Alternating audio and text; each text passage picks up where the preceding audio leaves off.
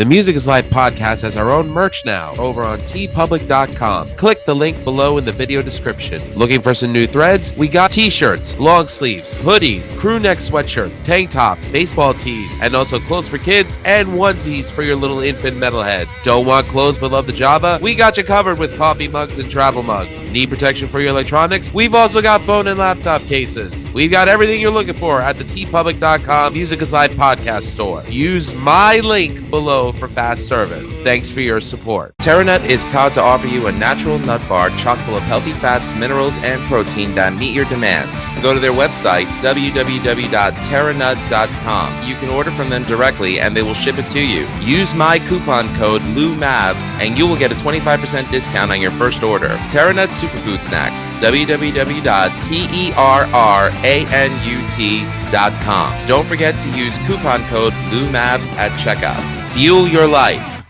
Ladies and gentlemen, how do? We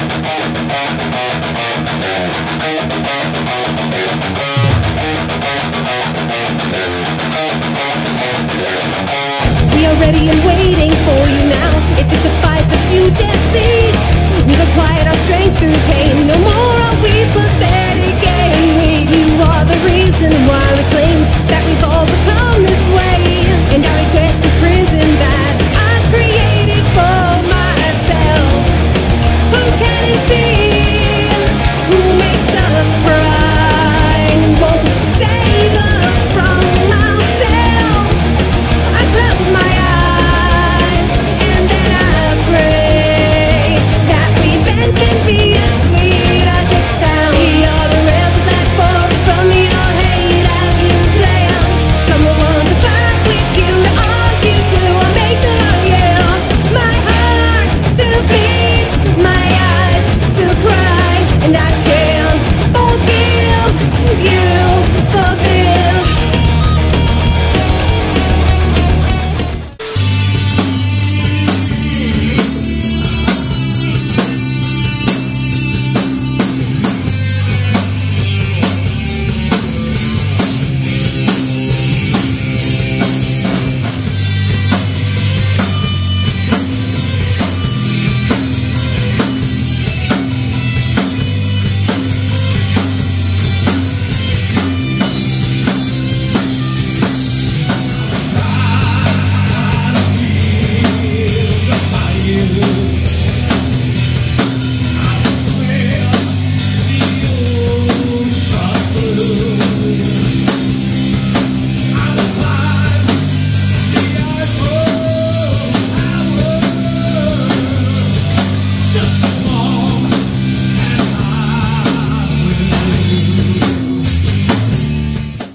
Music is Live podcast. This is your host, Lou Mavs. Check out everything you need to know about the show over at my Linktree, Music is Live podcast. Being a podcaster and a hobbyist musician, my goal with this podcast was never to promote artists who are already established, but rather to promote artists that never have a light shining on them in the mainstream.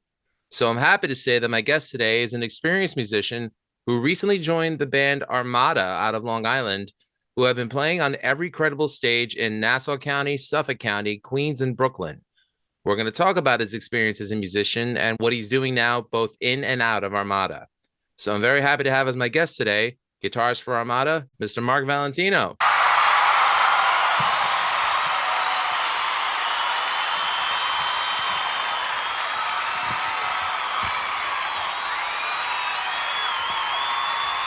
Lou, thank you so much for having me today. No problem. It's a privilege. You're an excellent guitarist in your own. Oh, please. Thank you. I appreciate the music that you're putting out, man. Totally into it. Thanks. Yes, these guitars behind me are not just for show. I use them.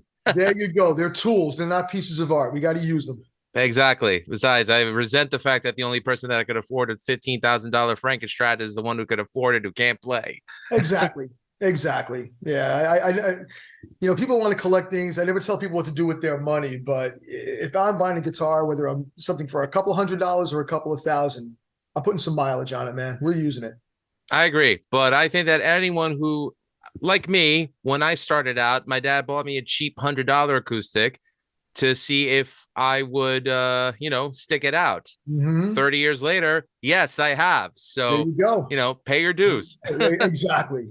Yeah, we all got the calluses from playing all those years. Yep. Oh, yes, definitely. So, how old were you when you say you caught the rock and roll bug, and what made you want to pick up the guitar? I remember the exact moment I fell in love with music. Now, there was always music in the house growing up. My parents were not musicians. My father certainly was not a music lover, but we always had 1240 AM WGBB radio, Long Island radio station, and they played whatever the top 40 was. Now, we're talking 1973, 1974. So you go back to think what the hits were back then.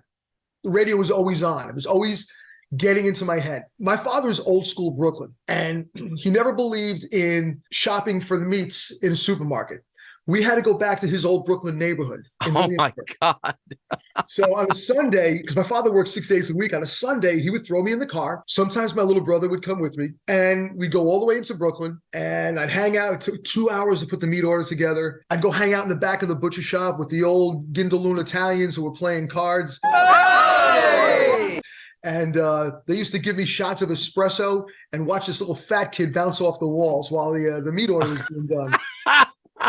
I swear to God. And they had a husky. I used to run that husky back and forth. By the time I was done with that dog, he was down on the ground. His tongue was hanging out. He was half dead. But there was one time on the way home, we were on the Grand Central Parkway near Parsons Boulevard. We just got past Queens Boulevard. So not too far from St. John's University then. Not too far at all. We were just gotten past Queens Boulevard. My father had the radio on, AM radio, because I remember the 5 push buttons in the car, and Born to Run by Bruce Springsteen came on. And as the first notes kick, it's got that drum fill that kicks into the song, and then it's this huge epic sound. I remember like looking at the radio, and my father was about to change the station. I remember grab his hand, Dad, no! And all of a sudden, music made sense. I saw music in color. It was like that scene in The Wizard of Oz when they go from black and white into color. That was the moment right there, Lou. I knew I wanted to do something with music. I was 9 years old. It was 1975. I didn't get my first guitar until 2 years later. I have to admit, I grew up on Bruce Springsteen's music. How I feel about him as an artist now is irrelevant to what I thought his music was back then. But I will say, yeah, I can remember hearing Border Run the first time as well, because my brother had all the 70s cassettes up until Born in the USA. Right. But yeah, like that album, Darkness on the Edge of Town. I mean, oh my God, yeah. Talk about like, I mean, it kind of had that Phil Spector wall of sound thing where it just hit you. Born to Run did. Darkness didn't. That's the difference. Born to Run had that huge, epic Phil Spector wall of sound. Right. Darkness was a more stark album in contrast, and it was deep. I know exactly what you're saying. Those two albums right there got me into Springsteen, right there. Yeah, and I got to admit, as a fan of Guardians of the Galaxy, I'm glad that they included the song Badlands on the soundtrack for the third one. Not a bad thing, right? Yeah. And it's funny you're talking about like music back in 1973 on, the 5 push button car stereo. Yep. And I'm thinking, again, Guardians of the Galaxy, Blue Swedes, Hooked on a Feeling. That probably was stuff you probably heard all the time. Absolutely. Everything from the 70s you could imagine was on that radio station. And it was like me and my brother sitting there eating our Cheerios in the morning, getting ready for school. It's still in my head. I can remember, like, I hear certain songs from the 70s and I'm transported back to Mineola, 1973, 1974, 1975, sitting there having cereal, getting ready for school. I'll hear those songs and I'll still think I'm that little kid listening to the music for school, having breakfast. I get asked a lot, like, what my favorite era of music is. And, I mean, I grew up, I was born in 1980. So I grew up on like a lot of what they call the hair metal, although I don't call it hair metal. Mm-hmm. But, I also grew up on the classics, Rush and Black Sabbath. Yeah. But I have to admit, I think my favorite era of music is 1970s British hard rock. That really is like my favorite era of music. And for me, I would say it's like the one era that I'm the most influenced by. Everybody has their influences. And that's what resonated with you. And that's what helped shape your musical path. So we're talking about like 75 is when you probably first picked up a guitar then. 2 years later, 1977. So 77, I apologize. Okay. What was the experience like for you joining bands from back in the day to playing in a band now? I didn't get into my first real band until the year 2000. I was a very You're kidding me. I swear to you. Okay, you were born in 1980. Correct. I started high school in 1980.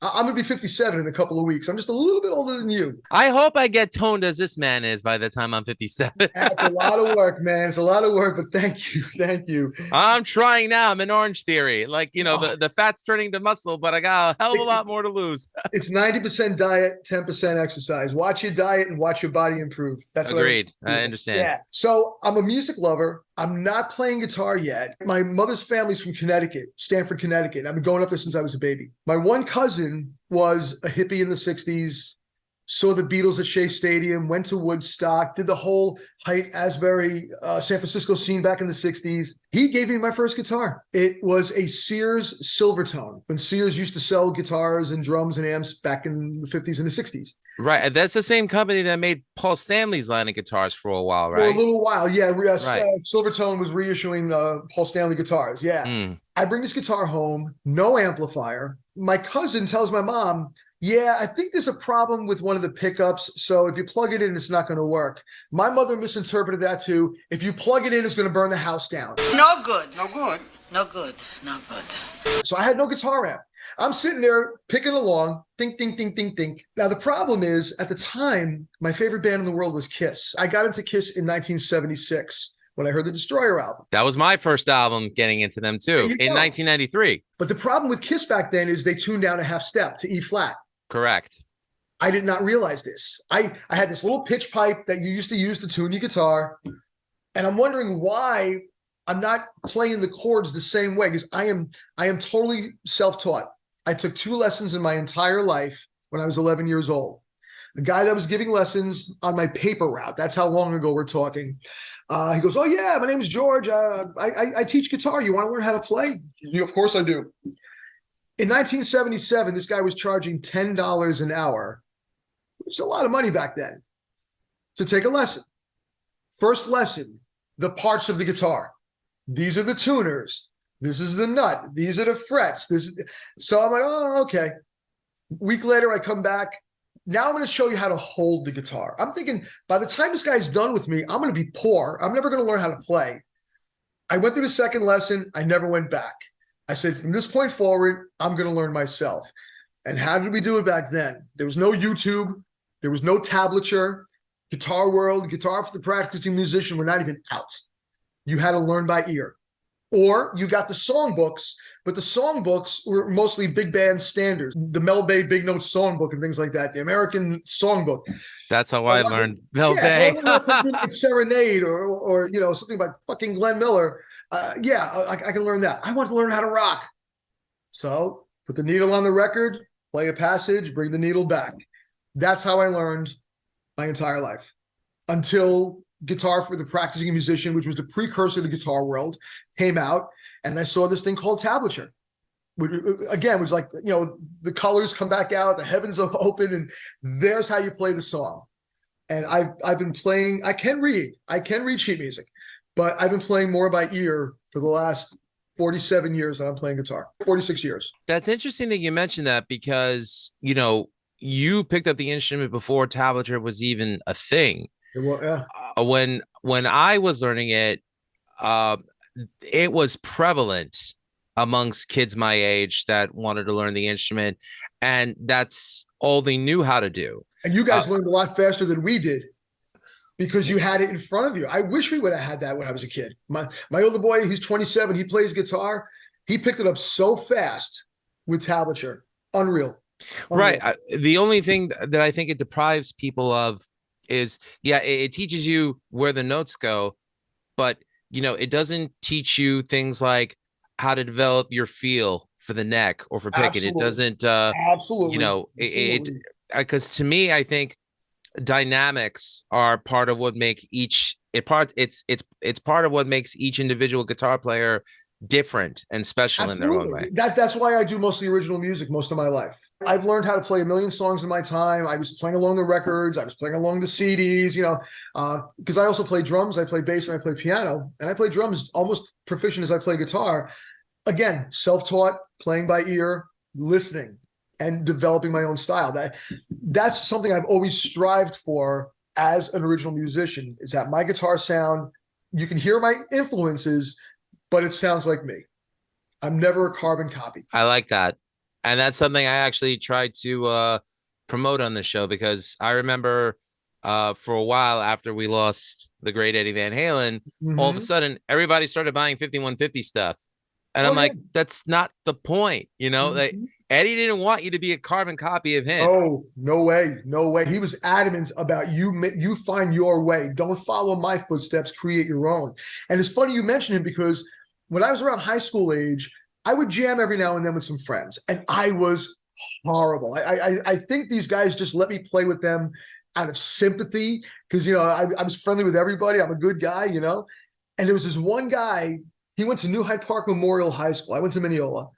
And my friends were like, we got to jam with this guy named Darren. He's really, really great. He's a great guitar player. He had the Eddie Van Halen style and sound like you would not believe. He was playing a Kramer Beretta guitar. He did all the two-handed tapping. He had all the whammy bar tricks. He could play Van Halen. You closed your eyes, you thought Eddie was in the room.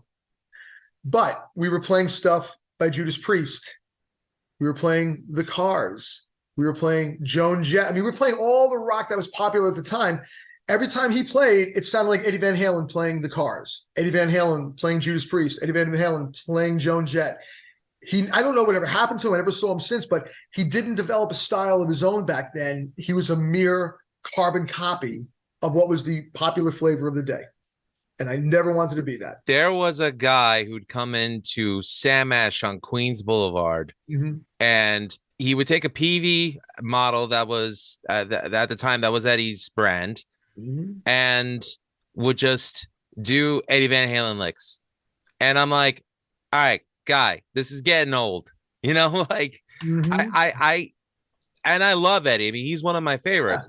But it's like, to me, there's no reason why you can't take the influence of guys like Eddie, Neil Schon of Journey, John Petrucci of Dream Theater, Alan Holdsworth, kind of put them in a blender, work it out, and then figure out how you fit into that mold. And I think that's what I like about your guitar playing so much, is that it sounds like you. You know what I mean? So yes, yeah. You mentioned all of my influences in one sentence.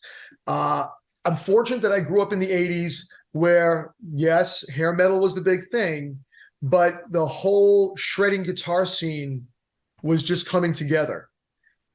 I learned how to play fast before I learned how to play well. And I would listen to Yngwie Malmsteen. I was listening to Al Di Meola. Neil Schon is probably one of, between him and Steve Lukather, they're my two top guitar players of all time. Great choices. Great choices. If I was ever going to copy anybody, copying those two, you're not doing something wrong, because they're so multifaceted. So I was absorbing everything I can get my hands on. Steve Vai, I've been a Vai disciple. Satriani. I actually worked out at a gym once with Steve Vai when he was in Whitesnake in like 1990. Right. He grew up in Carl Place. He came back to visit his parents for Thanksgiving. It's the Sunday after Thanksgiving. I'm in a gym in Mineola. He walks in. I see a guy in the distance come in. I thought it was a woman. Purple velour tracksuit, hair pulled back in a ponytail, and that big nose. That sounds like Steve Vai. That was like Steve Vai. I walk up to him, and I don't get starstruck very easily. I meet a lot of famous people with my job. Treat people like human beings. That's all you have to do, right? Right. Passion and Warfare had just come out, and I wore that thing out.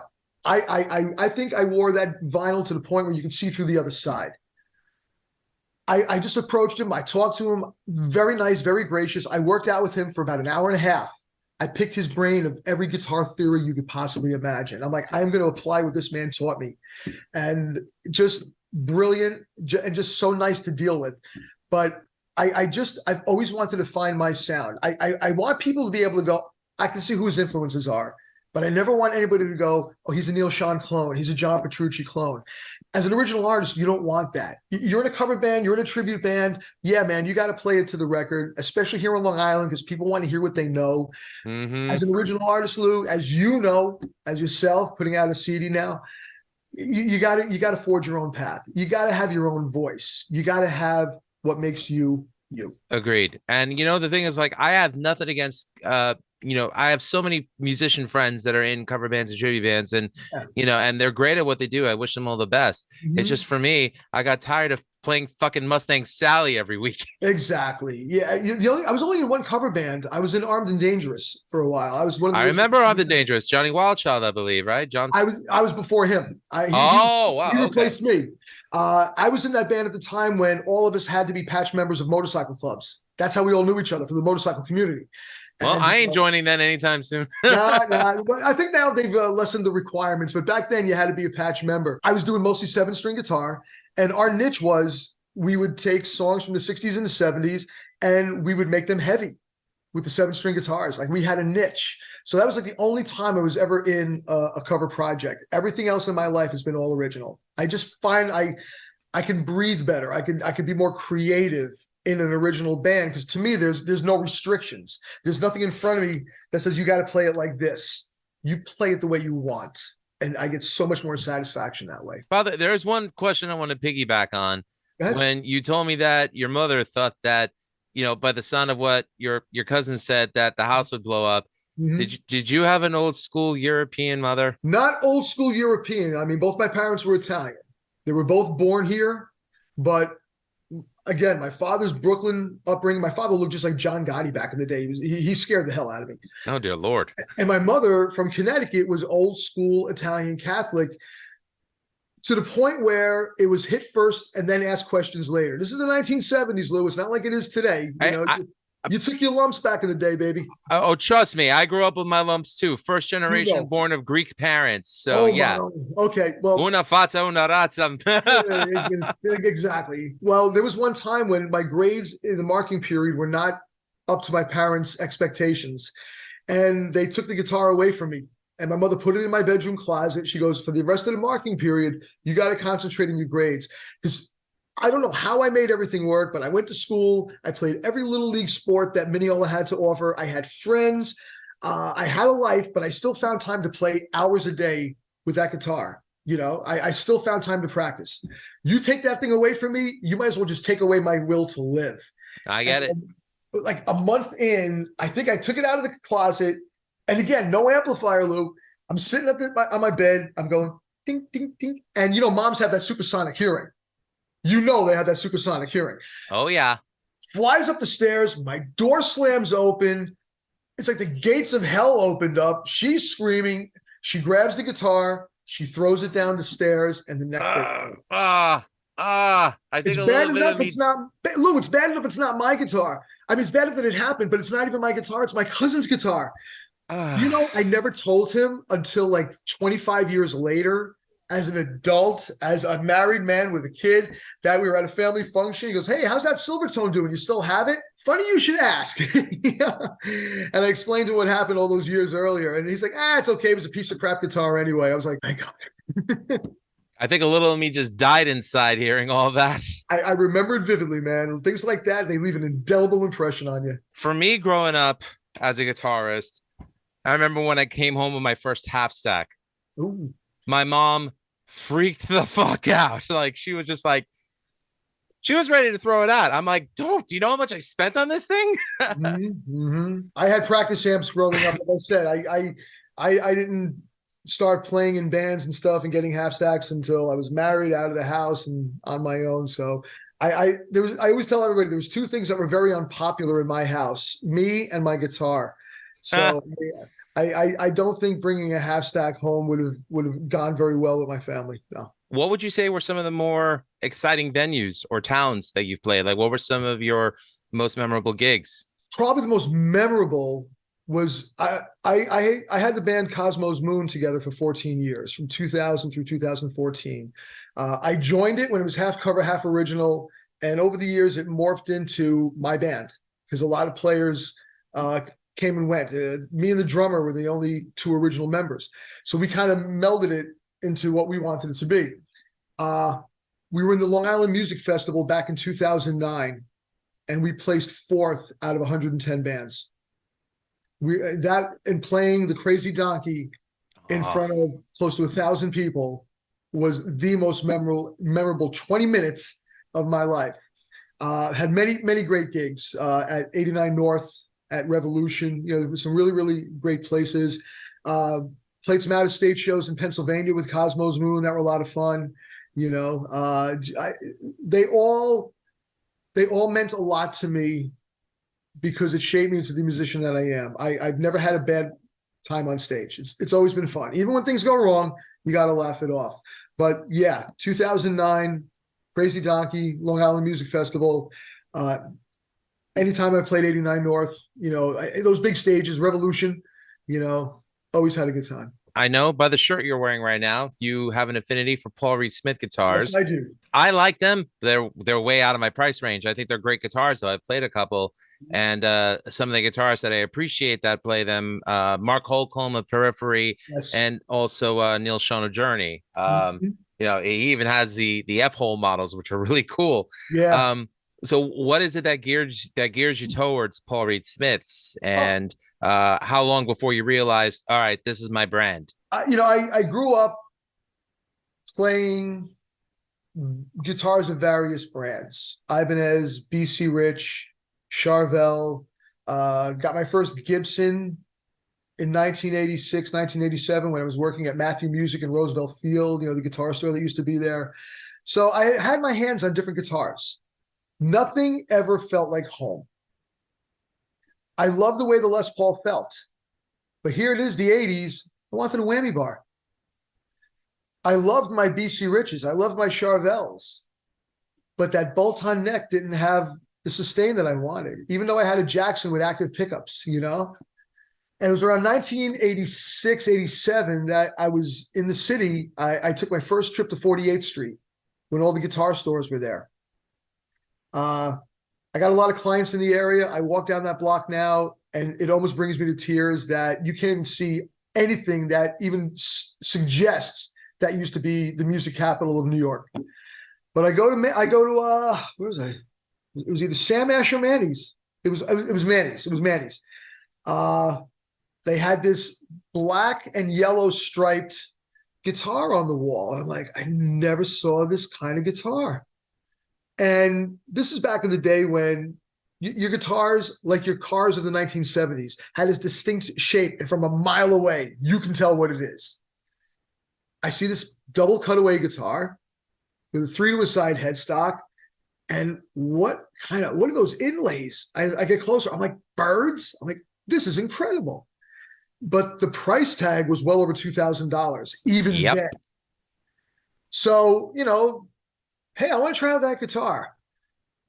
Sit down with it. Felt perfectly balanced, neck through body, humbuckers, these weird locking tuners with a whammy bar. I'm like, all right, so far it's got everything I need. Started playing it.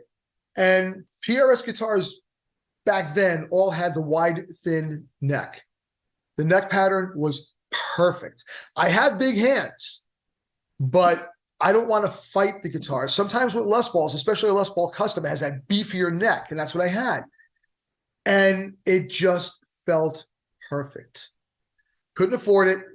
I didn't get my first PRS until 1991.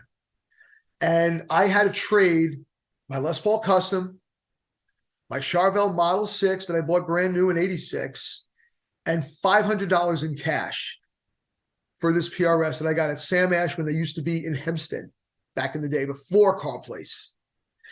And the guy that I used to see over there all the time, his name was Joe Cardone. He was a salesman. He's like one of the highest ranking vice presidents of the Sam Ash Corporation now, but he was my guitar guy. And I remember bringing this guitar home, and I wanted to sleep with the damn thing. I mean, I was married at the time. The wife was getting a little jealous, but it felt right. And I've had many different PRSs over the years. Like, I'll keep it for a few years, and then I'll either trade it in and trade up, or I'll sell it and trade up. I just recently bought a couple of years ago a custom 24 in whale blue. I got it from a guy in New Jersey from a Facebook PRS page. And shout out to Keith. Thank you for hooking me up. And he's a collector, but he's also a player. But this guitar was made back in 2010. I dare you to find a scratch or a blemish on this guitar. It looks like somebody just built it today and handed it off to me. So And mint condition then. mint is not even the word, because I had a whale blue back in 2000 that I bought. And when I was getting into Cosmo's Moon, and I ended up selling it some years later, and I regretted it ever since. It was the best guitar I ever had in my life. And I bought the same looking guitar, the whale blue, 24 frets, burn inlays, and it's my main stage guitar. It's my main stage guitar. I love PRS. I even have a hand-signed letter from Paul Reed Smith. I wrote the company back in 1991, telling them how much I love the guitar, that it's the most amazing thing I've ever played. I got a hand-signed letter from him. It's not one of those form letters that, thank you for your patronage, we appreciate, blah, blah, blah. Nope. It was typed on a typewriter, alluding to things that were in my letter, and that classic Paul Reed Smith signature in pen at the bottom.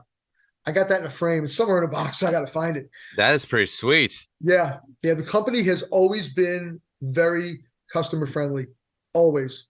And their product to me is just, they're pricey. I will admit, it sets you back a little bit, but I can't see playing on stage without that being my main guitar. And I have other guitars that I'll shuffle in.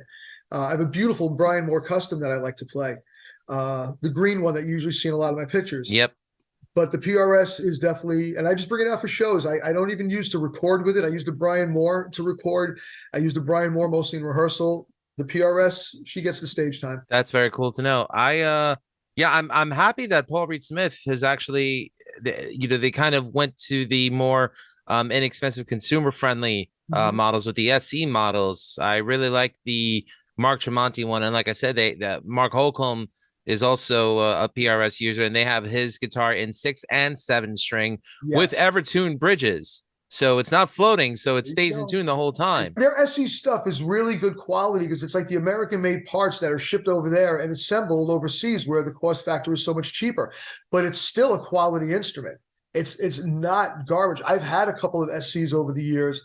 They are good guitars. And if you wanted to, swap out the pickups and put in the true Core Series pickups, if you want to swap out the non-locking tuners for the actual locking tuners, it's not going to cost you much, and you got yourself a really damn good guitar. The SEs they're underrated. People sometimes compare them to either Squier or Epiphone. They think of it as like the minor leagues of like Gibson and Fender would be, but they're not. They're actually really good guitars. See, I play Fender Mexican mostly, and I just modify them. Like I take the bridge and replace it with a DiMarzio Super Distortion S, and I take the bridge, the stock bridge that comes with them, and I replace them with Vegatrem VT1s. And those bridges actually add so much crunch and sustain. Absolutely. I've had a couple of the Mexican Strats, man. I love the Mexican Fender Strats. Absolutely. You know what it is? You have guitar players who just love the instrument, and where they find quality, which may not be naked to the human eye, but when we grab it and we feel it and we play it and there's that spark there, we know. I have no tolerance for guitar snobs. I just don't. No, I never have. I never will. You know something? You could play the most expensive guitar through the most expensive amp with a $300 monster cable and every pedal known to man. But if you can't play guitar, what's the point? Get off the stage. You're a pig in a silk suit. A pig in a silk suit is still just a pig. So you can put a $200 in my hand, $200 guitar in my hand. You can put a $2,000 guitar in my hand. It's still going to sound like me, whether it's good or bad. That's up to the listener. It's still going to sound like me. This is where the guitar playing comes from, kids. The tone lies in the hands. Don't forget that. All in the hands. That's what it is. And you can play through. If I play through John Petrucci's rig, I'm not going to sound like John Petrucci. Let's face it. So it's in the hands. That's what some people don't understand. There's an old story that Ted Nugent played Eddie's Frankenstrat, and he sounded like Ted Nugent. There you go. Eddie played his Ted Nugent's Gibson hollow body and sounded like Eddie. Exactly. Because that's just in the player's DNA. Yeah, exactly. So, I've never been a snob. I just know what I like. Right. There's certain brands that I'm not going to buy because I've spent enough time in Sam Ash and Guitar Center that I know what I like. I'm not going to poo-poo. I'm not even going to tell you the brands that I'm not really crazy about because it doesn't matter. I can just tell you what I do like. There you go. Be positive. That's why it's vanilla and chocolate, man. Everybody's got to have their favorite flavor. That's all that matters. What you like. Well, actually, I was going to ask you what some of the equipment that you do use. I've been using Line 6 religiously for about almost 25 years. Line 6? Okay. Yes. I used to be the guy, like when I used to work at Matthew Music, I had a Marshall valve state combo amp. And because we used to buy things for cost, most of my paycheck went back into the store. I was running 9 Boss pedals on the ground. And if I turned them all on at the same time, it sounded like a jet plane taking off. It was just all this noise. After a while, I felt I was just doing this tap dance all over the place. Once I started getting into digital modeling amps, I felt that I had more tone control because everything I needed is built into this one unit. And I can shape the sound for what I need because I'm the biggest gearhead in the world. If you say, hey, Mark, I'm going to give you this Kemper profiling amp and I want to see what you think. You'll never see me again because there's just way too much to do with it. Give me a simple Line 6 head. And I love using the old Flex Tone 2 300 watt head. They made them about 20 something years ago. They're very warm. I've had people who hear me play live, they swear I'm playing through a tube amp, and I'm not. It's a solid stain amp that's got a Zener diode in the gain stage that gives it that tube tone. And I've loved Line 6. I have the 300 watt head. I play on the worship team at my local church. I've got the same Flex Tone red-faced combo that I use in church. I got the 25 watt little Line 6 practice amp upstairs in my studio. I record with a 25-year-old Line 6 pod. I'm totally sold on Line 6. It works for me. That's awesome. Actually, I'm happy to share with you what my live rig is. Yes, I'd like to know what you're playing. The Horizon, and this is not a paid advertising, but we're 2 guitar players talking shop, so I might as well. The Horizon Devices Apex preamp. It comes with its own noise gate. And here is the tight switch, so you could press it down for tighter rhythms and open it up to cool. Yeah. And I actually found these on Reverb. You can't really find these in stores unless you find them used. You actually have to order them from Horizon Devices. But this is what I use for rehearsal and for is that DI into the PA system? Yes, this has it can go straight front of house. That's awesome. And, you know, for me, it's like, I think I'm just over the point of like bringing amps and things like that, because, you know, having some PTSD from being in a cover band situation where you're stuck all the way in the corner with your stuff and you don't realize it, but they put you right next to the bathroom. So I'm just done with that. I like, you know, to have some space. So, you know, you throw that with a wah pedal and some delay to give you some nice sounds. And I'm set, you know, like I used to be the guy that had the pedal board of like, you know, 8 different variants of like flanger and, you know, and I'm just like, okay, what am I doing this for? You know, keep it simple. As we get older, we want to economize. My older boy is 27 and a half, Mark Valentino Jr.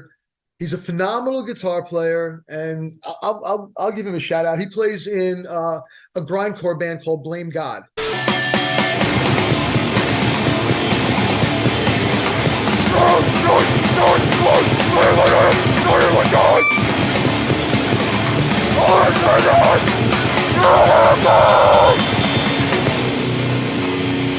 I might like it. I love grindcore. Oh my God, it's brutal. My fiance, the last time we went to see his band play, she only would go if she was allowed to wear earbuds and listen to Christian music while the band was playing. She was frightened of the music. She's a very, very sweet woman who's into her Christian music, her Latin music. I've kind of got her into the rock and metal stuff, but it's scary sounding music.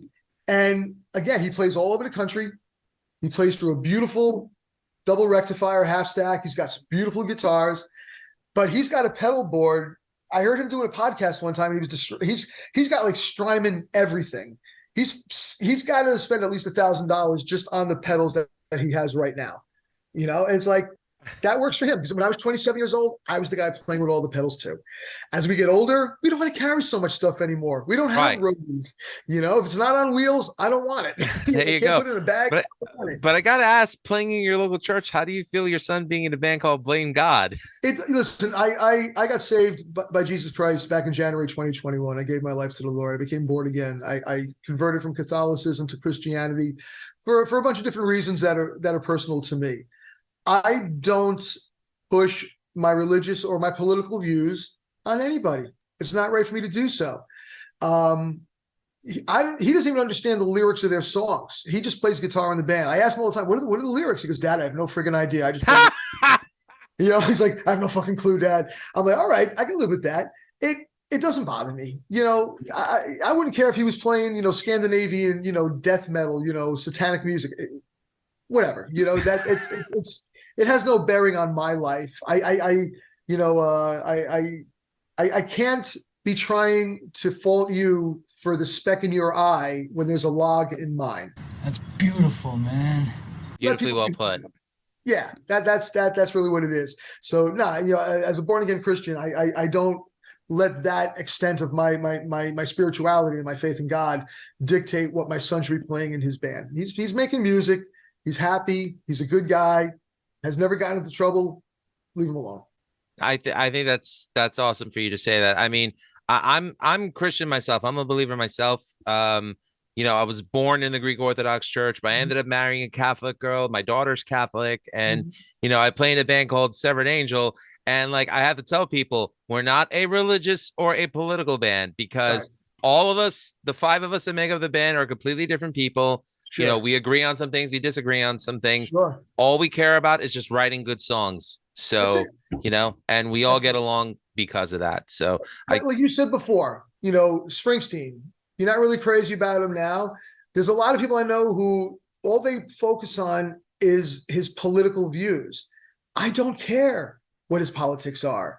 The music shapes my life. The music shaped me as a songwriter. Music has been there in my lowest points of my life when nobody else was there for me, and has been there when I've celebrated the best moments of my life. What do I care what that person's political views are? Their music kept me from maybe doing something I shouldn't have done to myself. What do I care what his political leanings are? It makes no difference to me. I'm there for the music. That's awesome. I'm glad you could share that, Mark. Thank you. Absolutely. So I've seen old footage of Armada back when they had their original guitarist, and it sounded really good. Yeah. But with you in the band now, it appears as though there's been new life that's been brought into it. Yes. What was it that led you to joining Armada? I had taken a few years off from music. I was in an original band for a few years. It was just getting to the point where I wasn't enjoying myself in the band.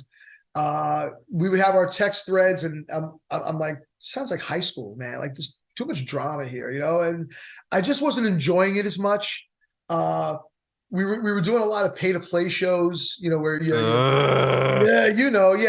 paying the guarantee for some washed up headliner. I just wasn't enjoying it anymore. I quit the band without even thinking. I was actually on vacation in Florida. I'm sitting on a beach watching the sun come up, and I'm reading these text messages, and I'm like, I don't want to fucking do this anymore. And I'm a firm believer in anything in my life that I've ever done, that once I am not happy, anything in my life, Lou, I walk away from. I don't try to stick it out. Life's too short. You got to find your happiness. There's a reason why the windshield is bigger than the rearview mirror. There's more in front of me than there is behind me. And guys my age, we've got more years behind us than we have in front of us. I don't have the time for bullshit. So I just quit. I walked away from music for a good 3 years. And I started thinking about getting back into playing again. I was trying to decide if I wanted to go cover, tribute, or original. I auditioned for a cover band that was doing like generic rock. And again, I would have felt like I was playing Brown Eyed Girl to 5 old people in a bar. I'm like, no, I can't do that. My PTSD is coming back.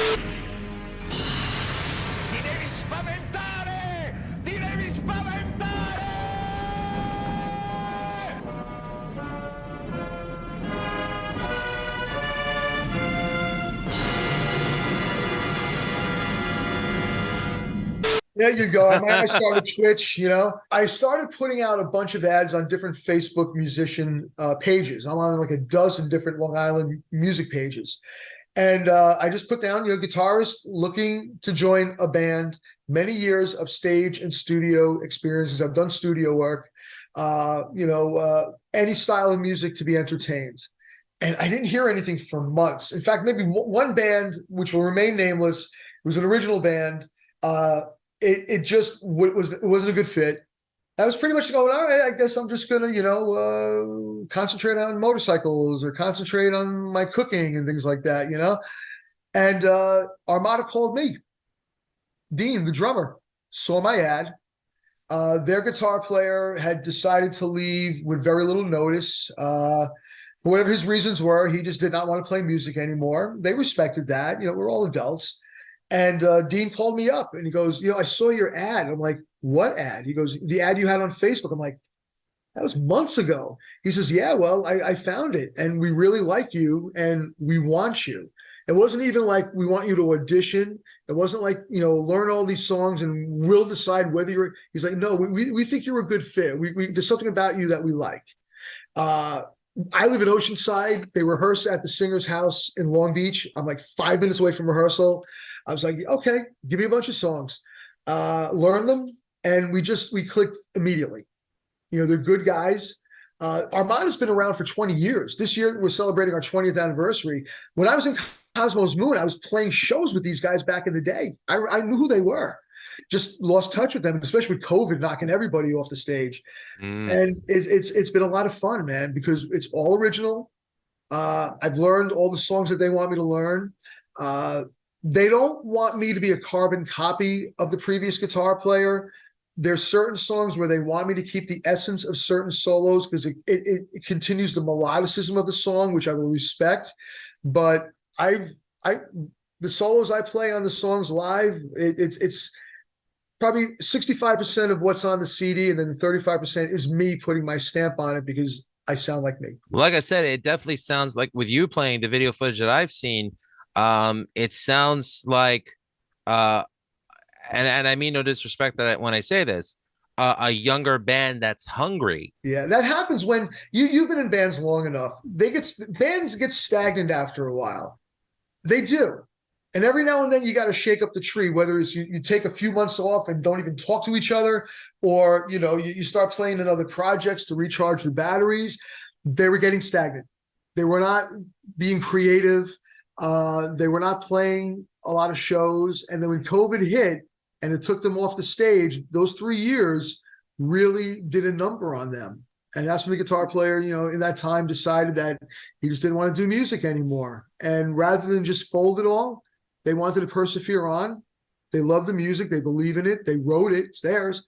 And they wanted to continue on. And my playing style is very different than Jay's. He's a very, very good guitar player in his own right. But yeah, definitely. I look at things a little differently when I look at the fretboard. And, I think I do bring an exuberance, an enthusiasm, an aggressive nature on stage, that I think has sparked them, and they sparked me in return as well. Definitely. And it's interesting that you mentioned, with the pandemic shutting everything down, again, for me, I personally think that the Long Island scene really got hurt with the shutdown of Revolution because because that was a continuation of what the downtown and what the Crazy Donkey was. Yes, that's right.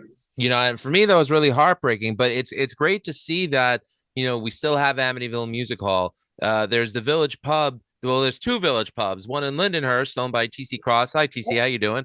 And then there's the one in Massapequa. There's also Mr. Beery's. There is Mr. Beery's, which is not far from where I live in Levittown. Yeah. There you go. They've been around for like 40-something years, There's still places to play. I mean, they're not, it's not Lemoore in Brooklyn or CBGB, but so what? It's still a reputable, credible place to like plug in and hopefully get people to come down, enjoy themselves, and listen to good music. The Long Island music scene has changed and evolved so many times over the years.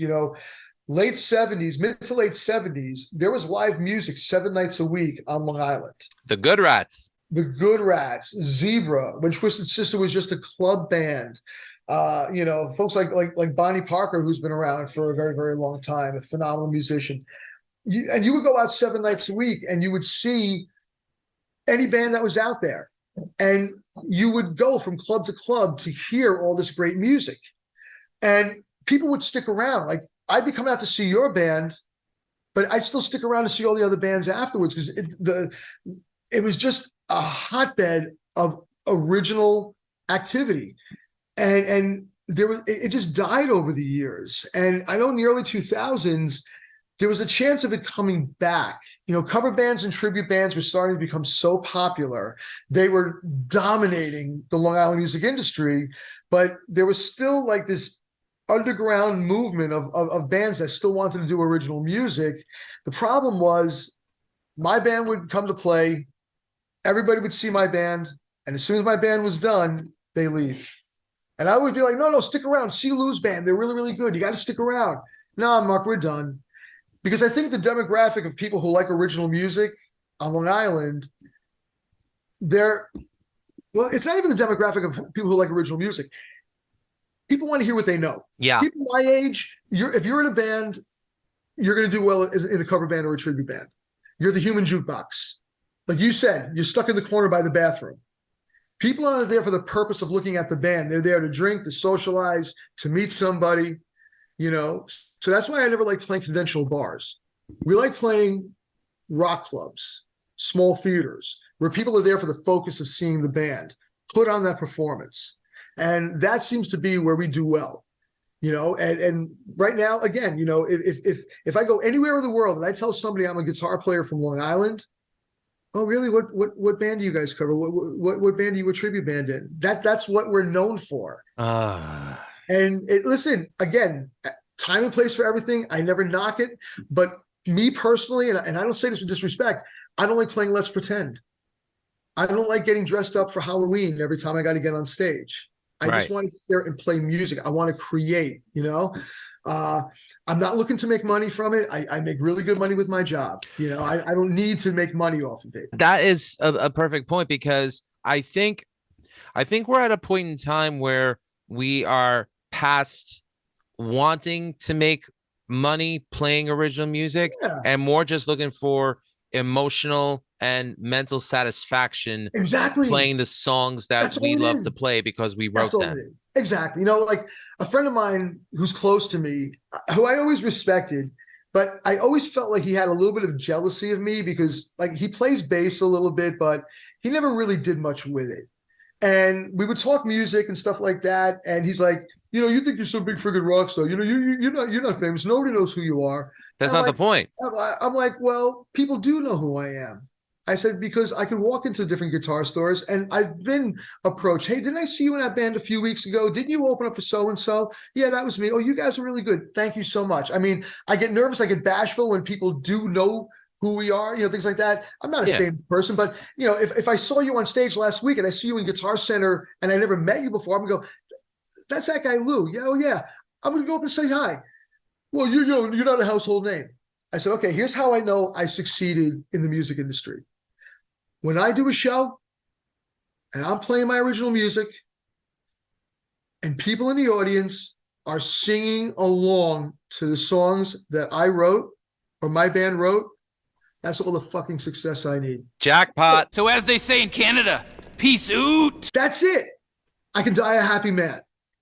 What more do I need? I don't need a Grammy. I don't need all these awards. I don't need the money for it, because when you start doing things for money, it becomes a job. It's not a passion anymore. Correct. Thank you. Passion in my music. And you can totally relate to that.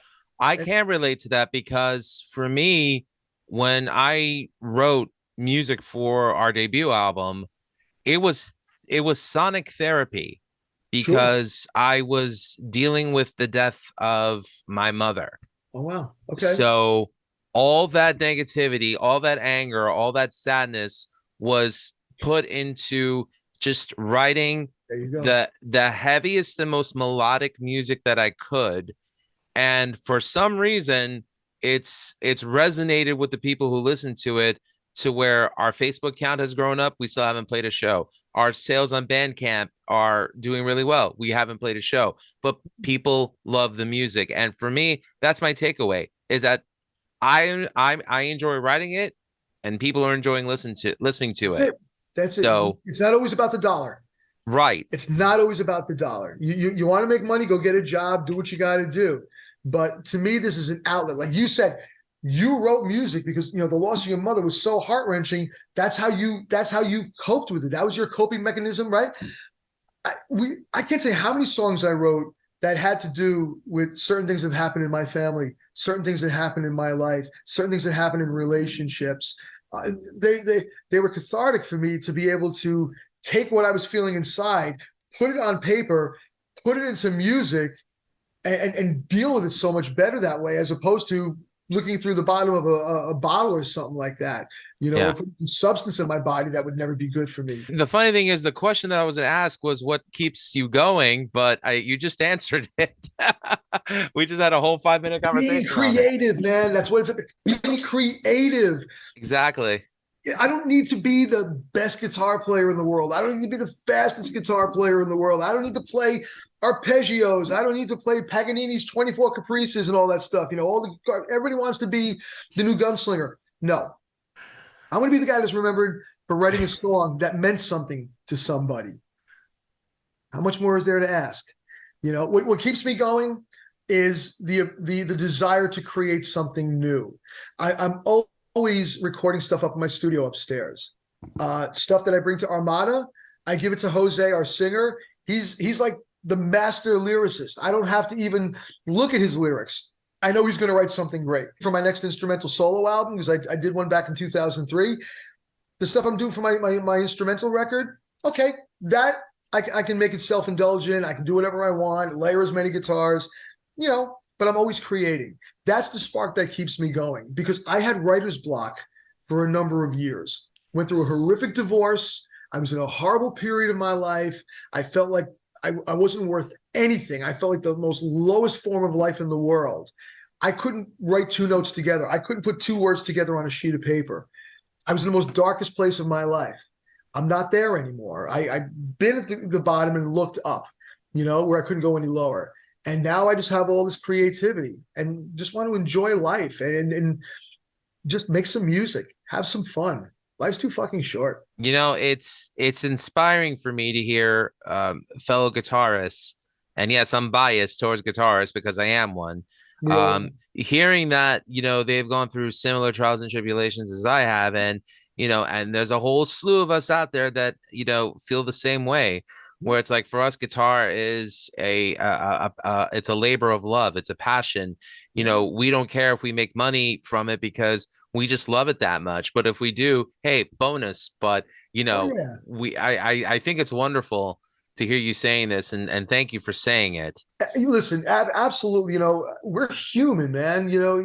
I don't care what color you are, what religion you are, what your ethnic background is. If you cut us, we all bleed red. We're human, man. Yeah. And it's again, life is too short. I lost my mother in 98. I lost my father in 2001. I'm still not over it.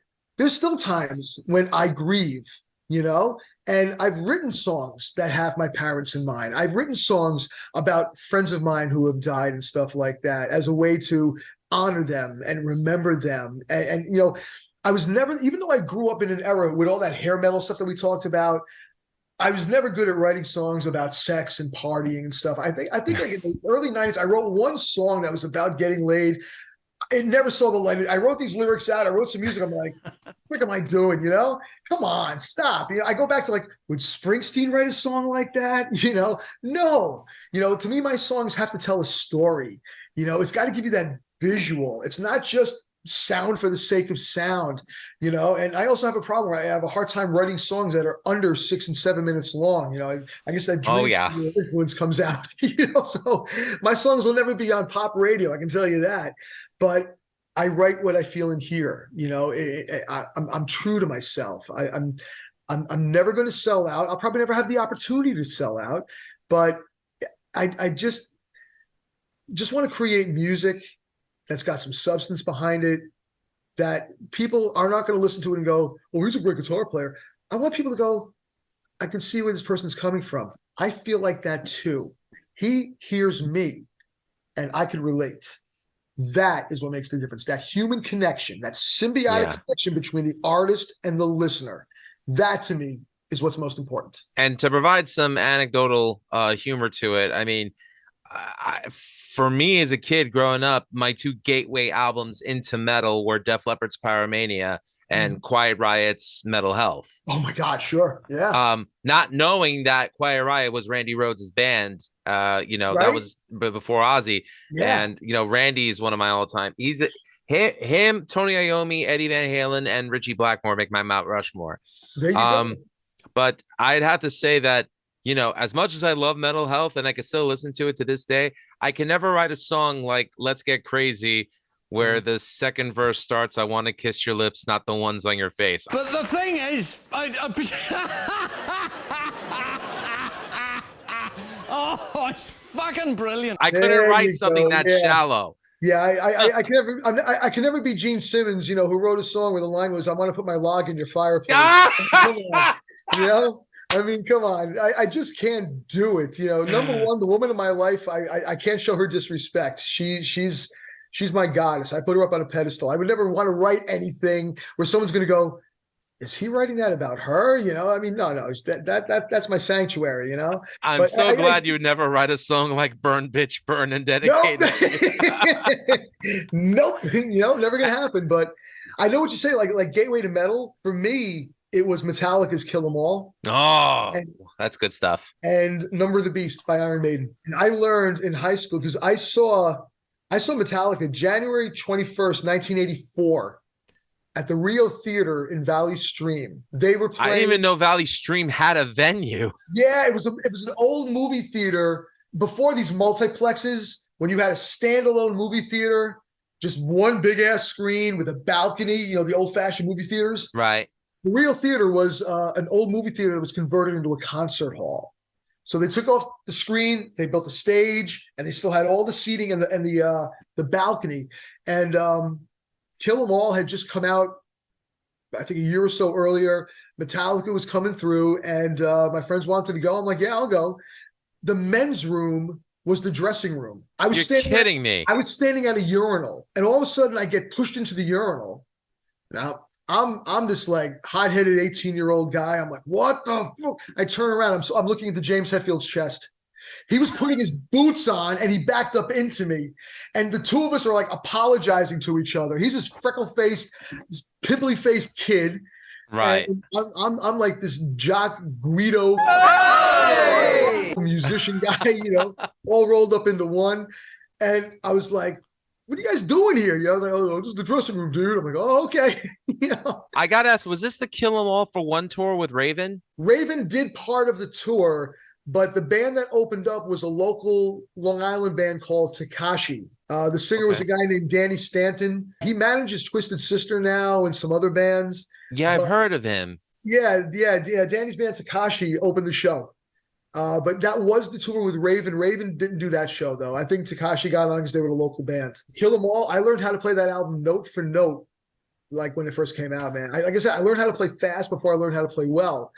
But Number of the Beast, like just the riffing and everything in that album, like Hallowed Be Thy Name is still my favorite Iron Maiden song of all time. It's classic. And they play it live. I mean, it still sounds as chilling as it did back on the record. I'll tell you a funny story. They played the UBS Arena last year.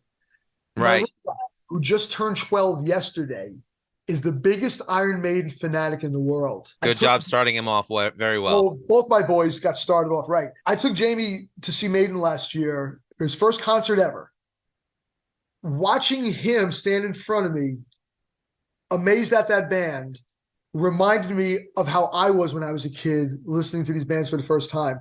When they played Hallowed Be Thy Name, I was welling up with tears in the middle of this huge arena with this most emotionally incredible song. And at the end, when the band starts to take over that whole fast section and then the dueling guitars, I was getting a lump in my throat watching my little boy. And I'm like, it's just come full circle. I introduced my older boy to good music. Now he's on his own doing his music. My little guy, He's on his way. Yeah, he loves Dream Theater. He loves Kiss. He loves Iron Maiden. He loves music, and we'll see where it takes him. It's beautiful that you shared that. I had two older brothers. My older brother Mike was the reason why I wanted to become a musician, because I loved how he played bass, and I lost him 6.5 going on 7 years ago. He had a heart attack. But he was my inspiration to want to be a musician. And our band was always Rush. So, like we always got to play Rush together, which was great.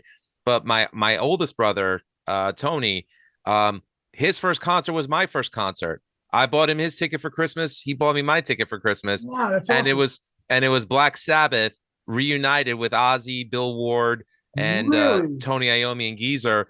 At the time, it was a Continental Airlines arena, but people remember it as the Meadowlands or the Izod The Center. Brendan Byrne Arena, yeah. So that was our first concert, Oh my God. each of us. So both of us got to hear War Pigs live in person. We're screaming our heads off and singing it with Ozzy, and it's like,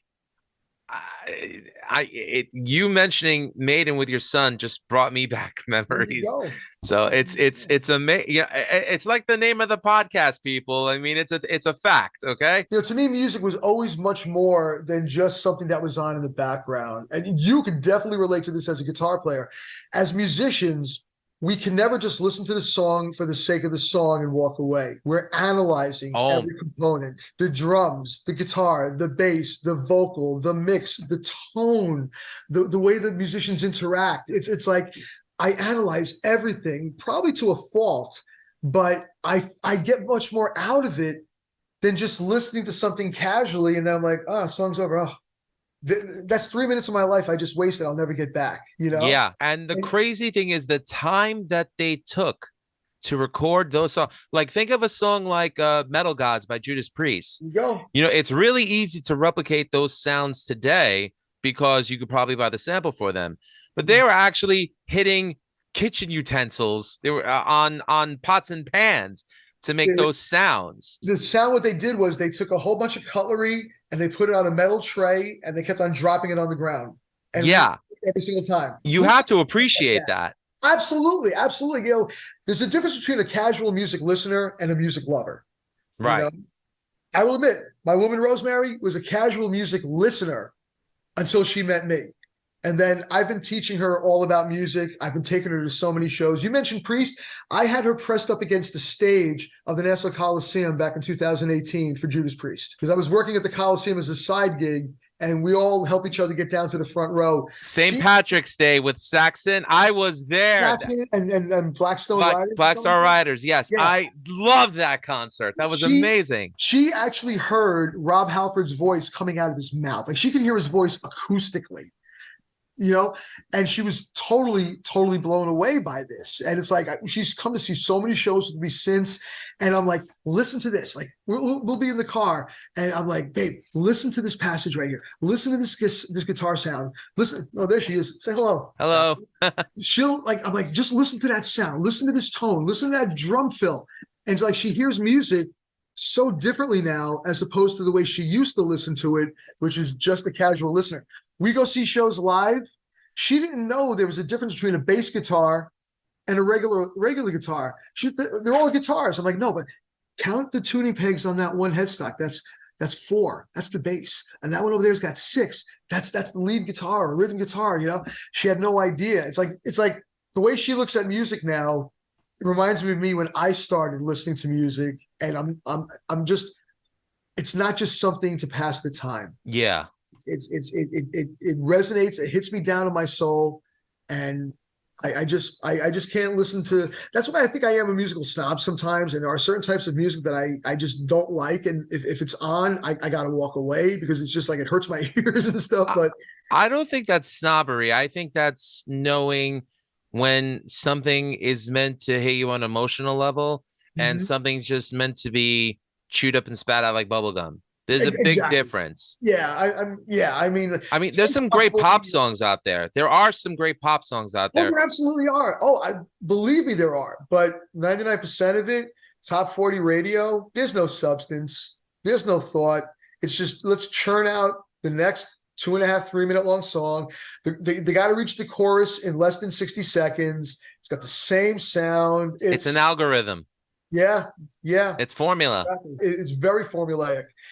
It's not for me. No, and it's okay for the ones that it is okay for. That's fine. We're not taking that away from you. But yeah, man, just I'm with you. Give me something that's got some teeth to it, and give me something where it's like every time I listen to it, I hear something new, you know? And I think that's why, you know, I go back and I listen to a lot of older records, because there's so much more going on than just what you hear on the surface. And I love doing that. I love sitting there and analyzing it. I mean, people think I'm crazy, but this is why I'm glad that I married a girl who is a songwriter, is a musician. She's a graduate of SUNY Purchase. Her album came out before mine did, and it's incredible. Check it out if you can. Beneath the Curtain by Aaron Michelle. Great stuff. I play on it. But cool. You know, like her, you know, growing up, like, you know, she grew up on Motown. She grew up on the Beatles, you know, and that's my all-time favorite. Yeah, love the Beatles. But like, you know, it's funny because she'll be like, you know, oh my God, that melody that the Beatles wrote is incredible. Paul McCartney was gifted with like all the songwriting talent in the world. I said, yeah, but do you hear his bass skills? And she's like, what? I'm like, yeah, listen to what he's playing, because it's a counter rhythm to what, you know, John and John and George are doing. He's all about the walking bass line. Oh, yeah. And that's another thing you got to give Gene Simmons credit for. He's an underrated bassist because that was his hero. He was the Beatle fanatic, whereas Paul Stanley is the Led Zeppelin freak, and you can hear it in Paul Stanley's playing and writing. Gene Simmons is the consummate Beatle fan. And yes, Kiss doesn't get a lot of credit for their musicianship because of their over-the-top stage show. But like I've always tried to tell people, record sales is not because of the concert. It's because of the music. They sold records because of the music. They sold tickets because of the concert. His bass lines, he's a very accomplished bass player, and it was very McCartney-esque when you listen to the old Kiss albums from the 1970s. Not so much the 80s, because a lot of the Kiss albums were like Paul Stanley solo albums because Gene Simmons was trying to be an actor back then. Right. But you listen to those Kiss albums from the 70s, oh my God, you could hear that McCartney influence in everything he did. Definitely. And it was wonderful. And I have to thank Kiss, because if it wasn't for a song like Deuce, I wouldn't have gone back and discovered a song like The Raspberries Go All the Way, which I'm sorry, that is like one of the greatest power pop songs ever written. That's what set the tone for it. You know something? Whenever I've had people like young guitar players who I talk to, and they'll always be like, well, what are your influences and stuff like that? I'll tell them what my influences are. But I tell them, if you like a certain guitar player, find out what that person's influences were. Bingo. Because now you go back to the generation before, and you can hear what became the nucleus for how this person created their style and their songwriting. Don't just listen to the one. Go back a generation, and you'll hear things you never would have expected. And you draw from that. It's music transcends in so many different ways. Yeah. And you can learn so much about how you're going to shape yourself as a musician in the future by what came before us. Lou, at the end of the day, there's 12 notes in the chromatic scale. There's 12 notes. How you want to shuffle them around to create your statement is up to you. And if you want to find out what, if you're influenced by something, find out what their influence was and see what you can draw from that, and open your mind, open your ears. That's a perfect point, because, I have to thank the bands that, I ended up loving in my later teenage, early 20s, and, up until my 30s, bands like Meshuggah, bands like Periphery, as I mentioned, bands like After the Burial, because if it wasn't for bands like them and them all saying Alan Holdsworth, I wouldn't have gone back and discovered Alan Holdsworth. Exactly. And Eddie Van Halen got the idea for doing the two-handed tapping, hearing Alan Holdsworth, and Holdsworth was not two-handed tapping. No, he was doing some crazy ass, all those crazy legato runs, and Van Halen just heard it, and he's like, okay, well, let me try it like this. And so like they always say, necessity is the mother of invention. You know, he had the desire and the need to want to learn those licks, but there was no internet or YouTube to go to back in the early 70s.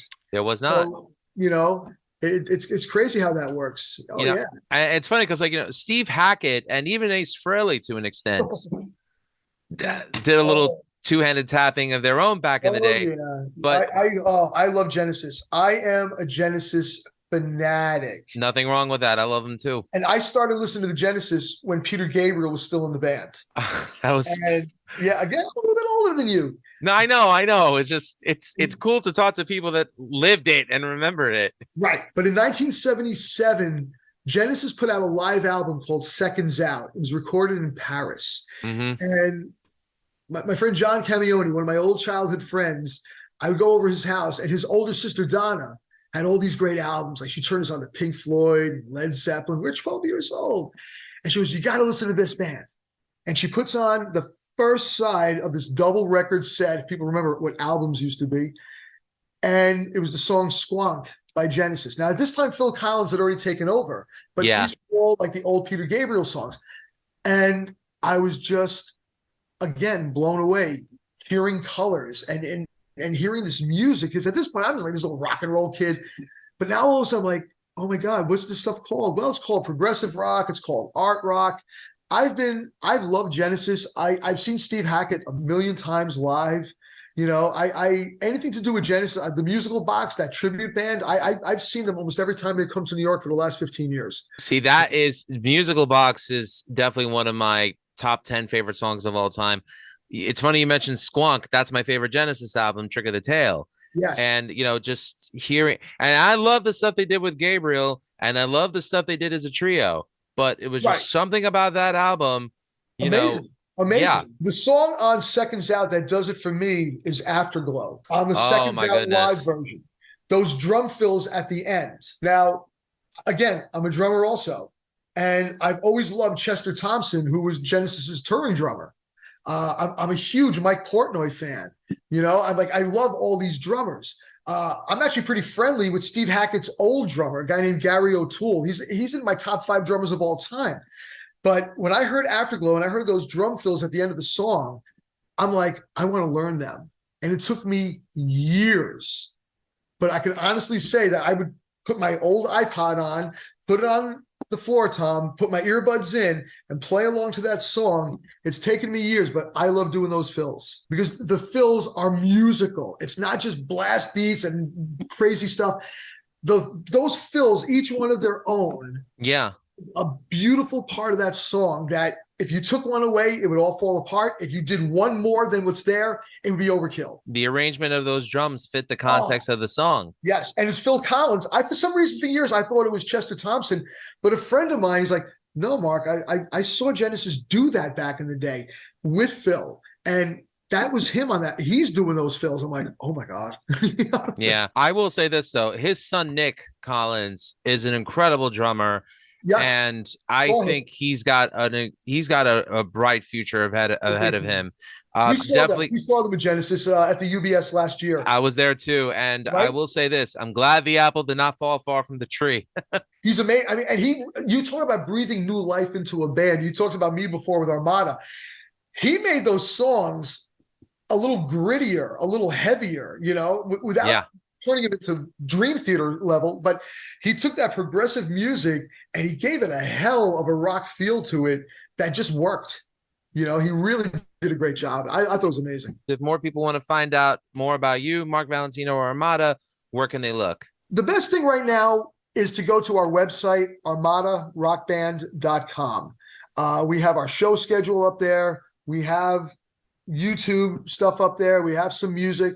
As far as my solo stuff right now, if you go to SoundCloud and you type in Mark Valentino Senior SR, or you type in Project Chaos, PROJEKT KAOS, you'll find a lot of my solo music. My newest solo music is on SoundCloud at Mark Valentino Music, all one word. Got some shows coming up with Armada. June 17th, we're going to be playing Mr. Beery's. July 15th, we're going to be playing the Village Pub South in Lindenhurst. And on August 5th, we're going to be playing Lucky 13 Saloon in Brooklyn. We love playing Brooklyn. The original music scene out there, no matter where we play, whether it's the Meadows or Lucky 13, we have such a great time. The crowds are into it. Brooklyn is becoming what Long Island used to be with the original scene back in the day. Mark Valentino, I can't thank you enough for being here on the Music is Life podcast. Absolutely. It was a pleasure to get to know you and get to talk to you. And I'm happy to call you a friend now. And, Absolutely. I hope to come check you guys out one day very soon. I'm going to try to come to the Beeries one, since that's my local place. We can hook up some shows with Severed Angel and Armada. Let's do some shows together. You're a friend, you're a brother now, you're family. So this was a lot of Thank fun, and definitely want to see you soon. Sounds good. Hide your wife, hide your kids. There you go. To find out more about the Music is Life podcast, check us out over at Linktree. That's linktr.ee/Music is Life podcast. Also, don't forget to check out the parent network, Rat Style Review, over at ratstylereview.com. And don't forget to check out my original band, Severed Angel, over at severedangel.com. Once again, Mark Valentino of Armada, thank you so much for being on the show. My pleasure. Thank you so much for having me. And remember, all art is valid. Cheers. Right.